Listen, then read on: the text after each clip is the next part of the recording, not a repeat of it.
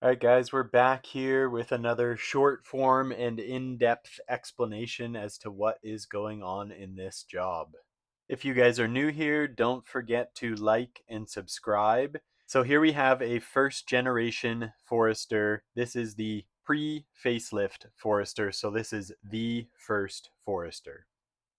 What we are doing now is kind of going around the car, showing you guys what we have to work with as a start. Overall, it's not a horribly bad looking car. It does have a rather poor paint job on it. It's pretty orange peely, and there was some sinkage into old bodywork happening. So what we're doing now is we are going to completely strip the car because the intentions with this is all sorts of body mods and a complete color change. So originally this is a non-turbo hood. The owner himself had kind of cut the hole for the hood scoop and made his own little air dam underneath.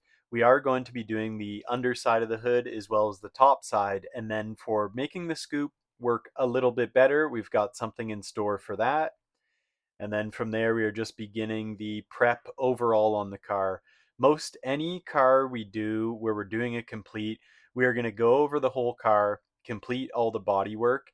Then we would put everything into a 2K epoxy primer. And after that, then we can get into actually blocking everything nice and smooth. The reason we always use an epoxy primer as our foundation is it lasts forever and it is very reliable compared to urethane or a polyester product or even a hybrid. We really do enjoy this stuff. It is a great foundation where we feel confident about putting our paint jobs over top of it. Now here you can see we have opted to actually mold the scoop onto the hood. So we started there with panel bond. We did have to fill in between the hood and the skeleton of the hood with some urethane to give it rigidity so that we don't have any sort of flex that may later crack our body filler. Now at this point you can see we've surely made some great headway. Overall, this job actually took 200 hours to complete.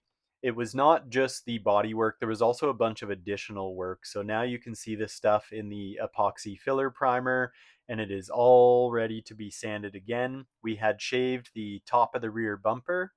In addition to that, we've actually added a bunch of other new body panels to the car. So we have the JDM STI skirts, and now we have the car back in from the filler primer, and now to begin sanding yet again. From this stage forward, we end up doing everything by hand and with a block to get it nice and straight. Now we've got some of the pieces in the booth for their actual paint. These are going gloss black as some accents. So we have a lower lip extension under the hood, and then we have the roof rails as well.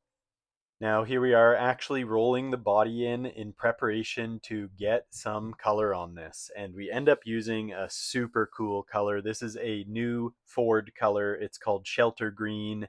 Very dynamic color.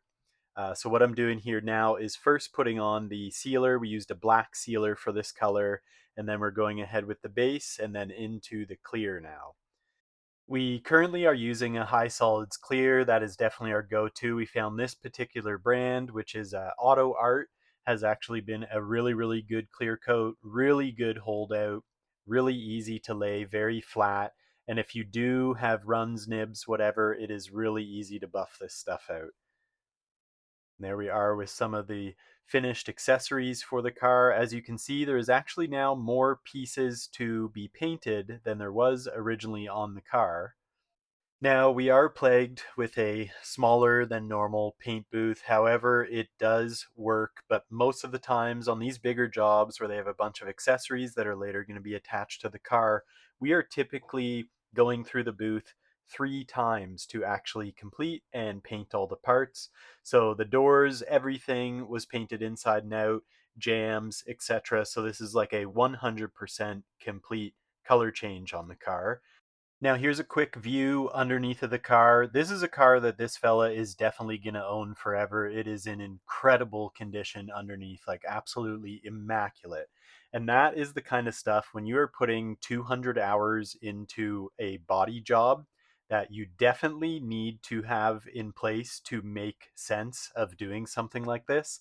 Otherwise, you are just throwing your money away on a temporary car. And me being an honest guy, that is not something that I can justify getting behind. Even if you want to pay for my time, I'm going to tell you it is foolish. Me personally, I would never put this much time and effort into something that wasn't going to be a forever car and have the potential to last forever with respect to rust. So that is something I strongly urge with people who are interested in doing something like this, is that their car is actually going to stand the test of time and last after putting this much work into it.